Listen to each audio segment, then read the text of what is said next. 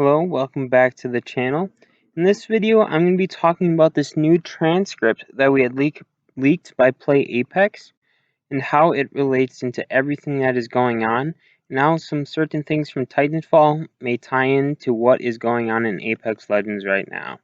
So quickly before we start, if you like this type of content and you want to hear more about Apex Legends news, leaks, and lore, make sure to subscribe to my new and growing channel. It helps me out a lot, and it'll help you out a lot too, and you get to see my new videos every day.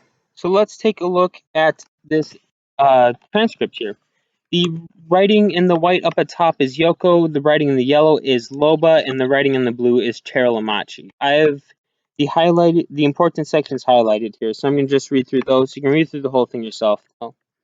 So starting with this first one, Cheryl's asking Loba if she knows what the source code is. Loba says she wants to find out.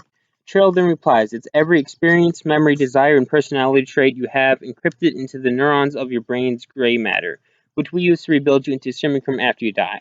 So basically, Cheryl just told Loba that Revenant's source code is his human head. In this next highlighted section, we have Cheryl saying, we know what you want, Miss Andandre, and that's the source code. Fortunately, we know its location. We'll give you its coordinates, blah, blah, blah, after you find these artifacts underneath King's Canyon Forest. Loba then saying, I don't really know if I want to do that. Last time I was underneath King's Canyon, everything blew up. Then Cheryl said, that's not the island I was referring to. Loba saying, you say that as if there's more than one King's Canyon.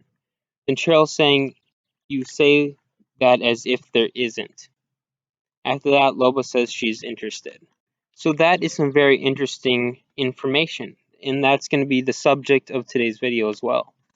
And of course, Loba at the end saying how important it is to her that Revenant gets taken care of. So let's talk about this whole Two Kings Canyon thing. And to the typical Apex Legends player, this is going to be totally confusing, and you'll have no idea what is going on, which is why, once again, we need to look over at Titanfall 2. So, in Titanfall 2, in the campaign, you are trying to take care of this fold weapon. The fold weapon is an ancient super weapon that is capable of mass destruction. It can destroy entire planets, which is why you need to get it out of the hands of the IMC. The IMC were not the ones that built it, however. The IMC's Ares division basically stumbled upon it, and is completely of alien origin. There are very few things known about it, other than basically it can destroy entire planets, and it is powered by something called the Arc. A second smaller version of this fold weapon was built on the planet Typhon's moon. However, it failed, the moon got destroyed, and it caused a bunch of time distortions. So that's one clue already about maybe time travel with Two Kings Canyons. So after the Arc is sent into the fold weapon, it is destroyed, and so is the rest of the planet Typhon, so that is no longer existent. However, the fact that the IMC was able to build a second, smaller version that it didn't quite work, but sort of did, means they have their hands on quite a bit of intel, considering they just stumbled upon this and didn't build it themselves, and they were able to come up with something that was almost close. Very interesting.